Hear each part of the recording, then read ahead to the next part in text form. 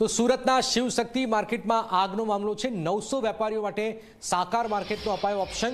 એક વેપારીએ માર્કેટના વેપારીઓ માટે જાહેરાત કરી છે। માર્કેટ બંધ રહેશે ત્યાં સુધી વગર ભાડે વેપાર કરવાની ઓફર છે। માર્કેટમાં ભીષણ આગના કારણે દુકાનો બળીને ખાખ થઈ ગઈ છે। 900 વેપારીઓ માટે સાકાર માર્કેટનો આ ઓપ્શન આપવામાં આવેલો છે। તો વેપારીઓના જે રોજગાર ધંધા તાત્કાલિક પડી ભાગ્યા છે। હવે શિવશક્તિ માર્કેટમાં જે આગ લાગી છે 900 વેપારીઓ માટે સાકાર માર્કેટનો ઓપ્શન અપાયો છે।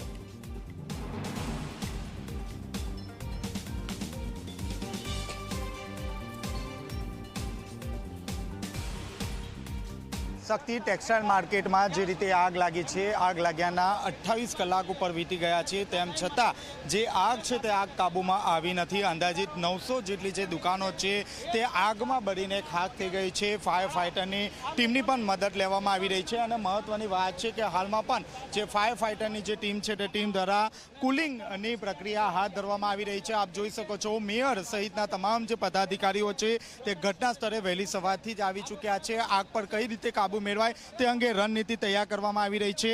આગના કારણે 900 જેટલા જે વેપારીઓ છે તે વેપારીઓ ખાસ કરીને દુકાન વગરના થઈ ગયા છે। ત્યારે એક વેપારી દ્વારા આ જે વેપારીઓ છે તેની વારે આવ્યા છે।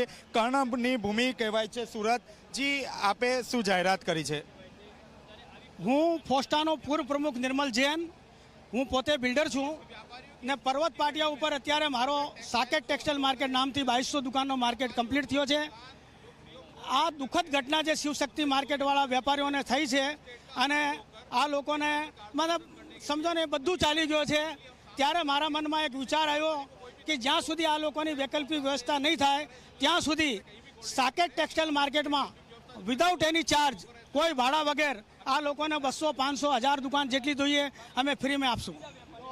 સુરત કર્ણની ભૂમિ કહેવાય છે અને જે રીતે માર્કેટના જે બિલ્ડર છે, વેપારીઓ છે તે આગળ આવી રહ્યા છે અને ક્યાંક ને ક્યાંક આ તમામ જે વેપારીઓ છે જેમની દુકાન આગમાં બળીને ખાખ થઈ ગઈ છે તેવા તમામ લોકોને દુકાન ફ્રી ઓફ કોસ્ટ 1 પણ રૂપિયાનો ચાર્જ લીધા વગર તેમને દુકાન ભાડે આપવામાં આવશે। કેમેરામેન વિજય બેસાણી સાથે ચેતન પટેલ, ઝી મીડિયા, સુરત। સુરતના ટેક્સટાઇલ વેપારીઓ સાથે વાત કરી તો એક વેપારીએ કીધું કે મારી 500-700 દુકાન પડી છે, જ્યાં સુધી અહીંયા માર્કેટ બંધ રહી તો હું વગર ભાડે પણ દુકાન આપવા માટે સહમતિ દર્શાવી છે। એ આ કર્ણની ભૂમિ છે અને વેપારીએ જે વાત કરી એણે 500-700 દુકાન જ્યાં સુધી આ માર્કેટ બંધ રહી ત્યાં સુધી મારી દુકાન યુઝ કરી શકશે તે રીતે તેણે એક અપીલ